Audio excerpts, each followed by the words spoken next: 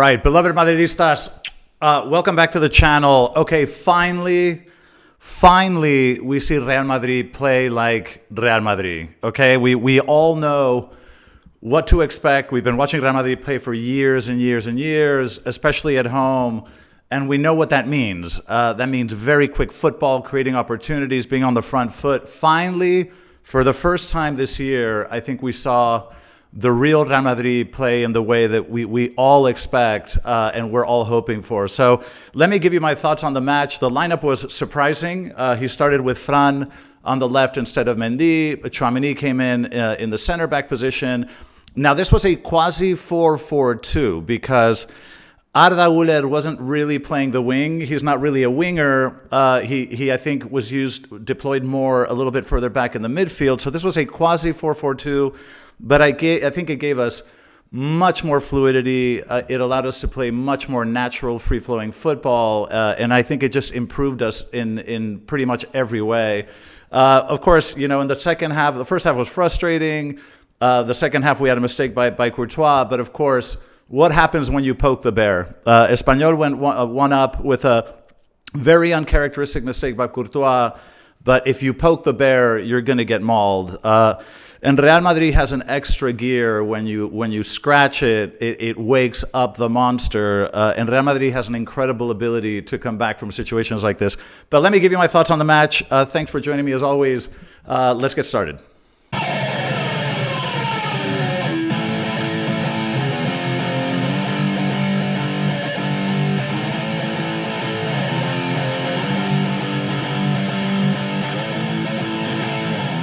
Right, Madridistas, welcome back. Okay, let's talk about the Espanyol match. Let me give you my thoughts.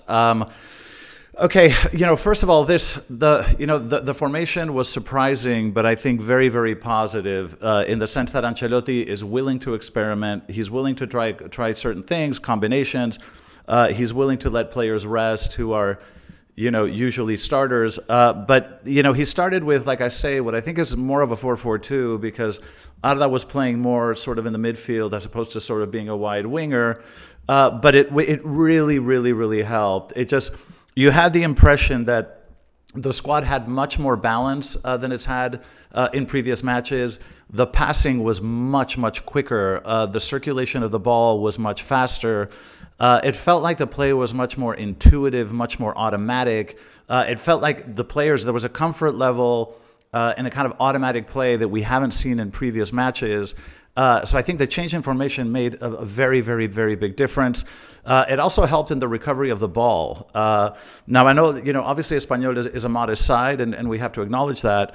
But our ability to recover the ball quickly made an incredible difference. And I think it has a lot to do with that more compact midfield and having more bodies in the center of the pitch instead of having those very separated lines that we saw in previous matches. I think, generally speaking, just much better play, just at much higher velocity and much more effective. In the first half, there were tons of chances. I mean, Real Madrid could have scored plenty of goals in that first half. Kylian missed a ton of chances that you would expect him to make. But, my reflections on the Mbappe thing, I mean, let's face it, he's just not a number 9. I mean, he's just not a number 9. I mean, the situations that Kylian enjoys are coming in from the wing. In a one-on-one or 1v2 situation, he's extremely effective at getting past those situations from the wing and creating his own shot. This is just what he's done his entire career. But at the moment, he's not. He's playing in a number 9 position where they're typically very, very cluttered. Every time he gets the ball, there's just so many people around him. He can't exploit his speed. He can't play into space. It's just not really the way to utilize Kylian's talents. And so I don't blame Kylian as much as I do just the situation he's in, because I just don't think he's a natural number 9. But plenty of chances in the first half, none of which went in. But I think we went into halftime with a pretty good taste in our mouth, thinking at least we're playing well. Okay, in the second half, Courtois makes a very uncharacteristic mistake. You can't blame him. He's having a fantastic season. Courtois is fantastic, but these things do happen in football. And the key is to be able to come back from them and to bounce back from them, which is exactly what Real Madrid did. Now, in the 50-something, 6, 7 minutes, something like that, Vini came in and just completely transformed the match. Vini is a player that has an extraordinary level of intensity. He has an explosiveness, a speed about him. He's a nightmare for defenders. He just creates havoc every time he comes on the pitch and plays. He transformed this match. The goal by Carvajal was a phenomenal play by Jude, who I think had a very, very, very good game. The second goal, again, was an incredible pass by Vini. I've mentioned this in previous videos, that Vini has become a very, very good passer of the ball. He's developed so well as a player. Not just his finishing has improved over the years, but his vision and his passing have become absolutely excellent. This was a pass with the outside of his foot. It was just perfectly timed for the goal by Rodrigo. The third goal, again, a beautiful run by Vini, straight through the middle, a wonderfully weighted pass by Mbappe that literally left the ball exactly where he needed to leave it for Vini to finish. And again, a very clinical finish by a player that's the best in the world, in my view. And then the fourth goal, I mean, Enric, what can you say? This kid is a pit bull. This kid is a pit bull. We were very, very close to that play in the corner where he sort of steals the ball.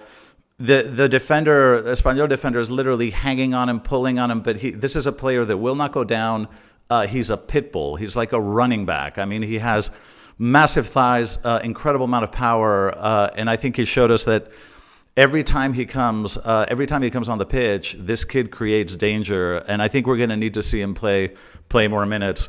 Overall, I think a very good performance. I think it reminds us of the Real Madrid of old, and it's what we've been sort of waiting to see.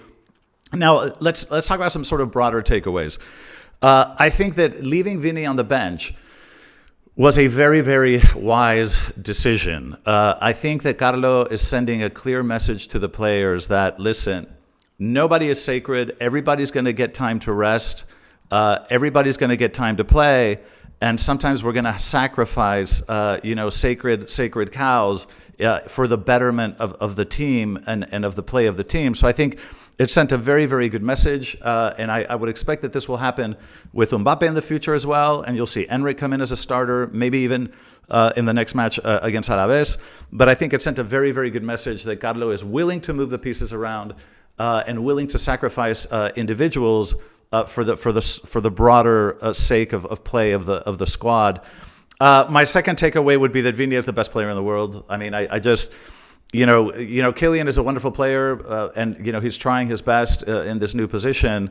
But in terms of impact on play, Vini is just, I think, the best player in the world. He deserves the Ballon d'Or, and he reminds us every single week that right now there is no player in the world like Vini. The third takeaway, as I mentioned, Kylian is not a number 9. If you're going to play with a pure number 9, I think Enric is more suited for it. I don't know how Ancelotti is going to balance this, but it surprises me when I watch Real Madrid play. It surprises me that Kylian doesn't drift to the wing more, and that there isn't more changeability with the forwards, because I do think that you could start a match with Kylian on the left, maybe Rodrigo on the right, and Enric in the middle, and sacrifice. I mean, I think that's something that we could see, or we could see Vini on one side, Mbappe on the other, and Enric in the middle. These are things that we should try, because Mbappe is not a pure number 9. He's just not. And I think Enric is.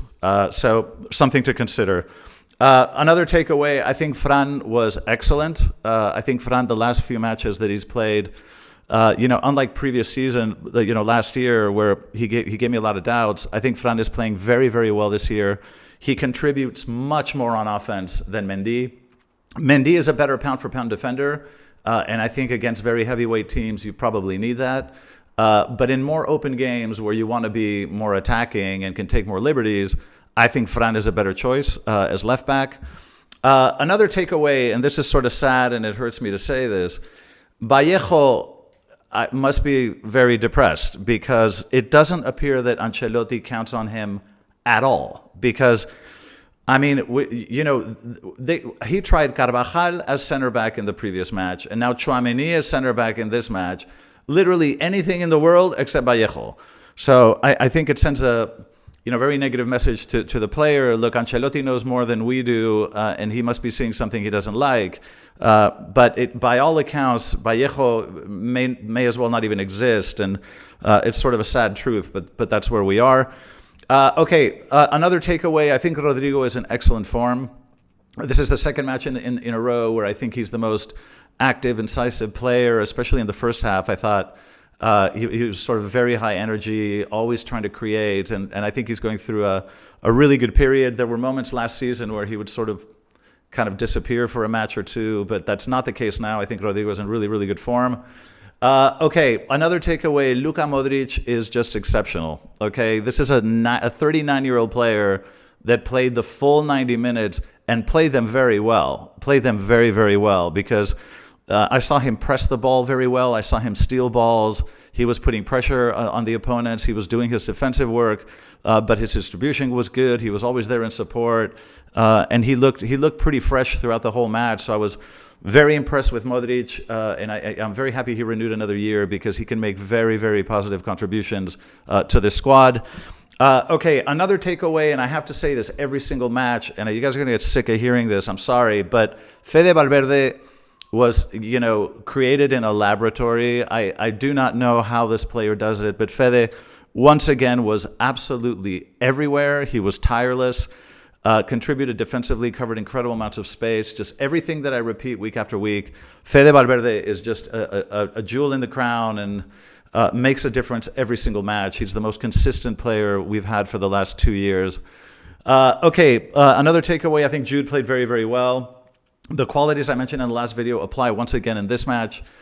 Jude is just a phenomenal transition player. Wherever he picks up the ball, he does something positive, whether it's in the back in transition or whether it's creating and distributing further up ahead. He's just a wonderful, wonderful player, and I think indispensable. And he gives 110%. We better hope he doesn't get injured again because he really gives everything every time he plays.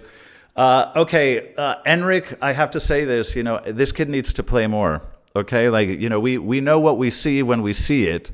This is a kid with incredible power, incredible skill, changes the game every time he comes in, and I think he deserves minutes. And don't be surprised if in midweek when we play Alaves, if you see Enric come out and maybe give Kylian a rest. Don't be surprised if this happens, because I think a lot of people here in Madrid are kind of pushing for that.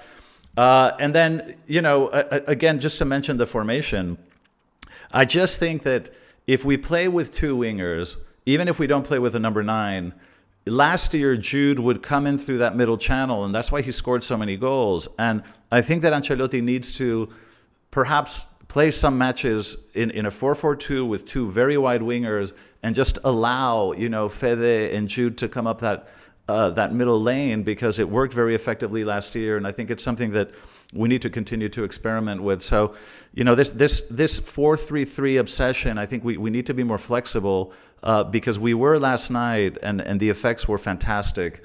So, the bottom line, look, the pieces are incredible. Okay, the pieces of this puzzle individually are phenomenal. We have unbelievable skill. We still have Camavinga, who hasn't come back, who's one of my favorite players.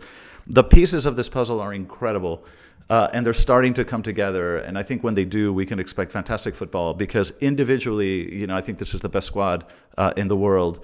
One final mention, and I have to say this, the ref, 4 yellow cards.